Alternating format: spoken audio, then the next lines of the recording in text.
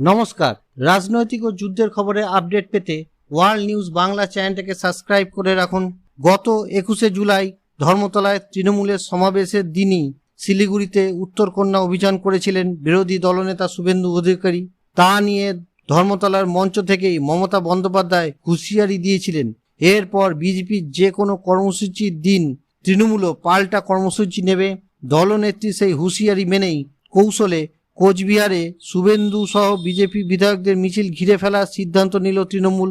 5ই August অর্থাৎ আগামী মঙ্গলবার কোচবিহার যাবেন শুভেন্দু। স্থির হয়েছে জলের সকল বিধায়কদের নিয়ে মিছিল করে কোচবিহারের পুলিশ সুপার দপ্তরে যাবেন তিনি।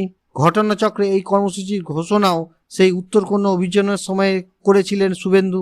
এবার তৃণমূলও সেই মঙ্গলবারই পাল্টা কর্মসূচি ঘোষণা করল।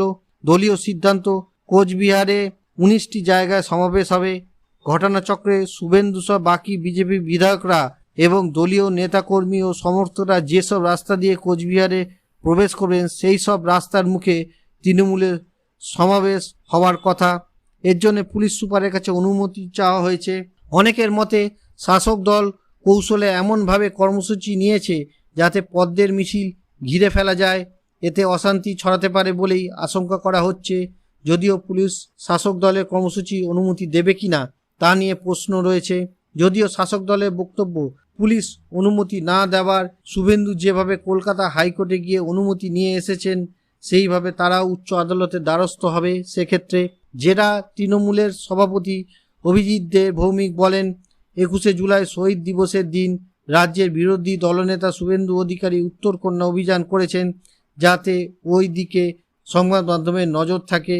তাই আমরাও আগামী 5ই আগস্ট জেলায় 19টি জায়গায় সমাবেশ করব। যদি ওরা কর্মসূচির দিন বদলায় আমরাও দিন বদলাবো। বিজেপির জেলা সাধারণ সম্পাদক বিরাজ বসু বলেন, তৃণমূলের জেলা সভাপতি যা বলেছেন তা অত্যন্ত দুর্ভাগ্যজনক। বিরোধী দলনেতা শুভেন্দু অধিকারী কোচবিহারে আসছেন এসপির সঙ্গে দেখা করতে। কোচবিহার জুড়ে তৃণমূলের যে সন্ত্রাস চলছে সেই বিষয়ে অবগত করতে, কিন্তু তৃণমূল পায়ে পা লাগিয়ে ঝগড়া করতে চাইছে। এই অবস্থায় আইন শৃঙ্খলার চরম অবনতি ঘটতে পারে। কোথাও যদি কোনো অপ্রীতিকর ঘটনা ঘটে তাহলে এর দায় তৃণমূলকেই নিতে হবে। ভিডিওটি ভালো লাগলে লাইক করুন, শেয়ার করুন এবং সাবস্ক্রাইব করুন ওয়ার্ল্ড নিউজ বাংলাকে। নমস্কার।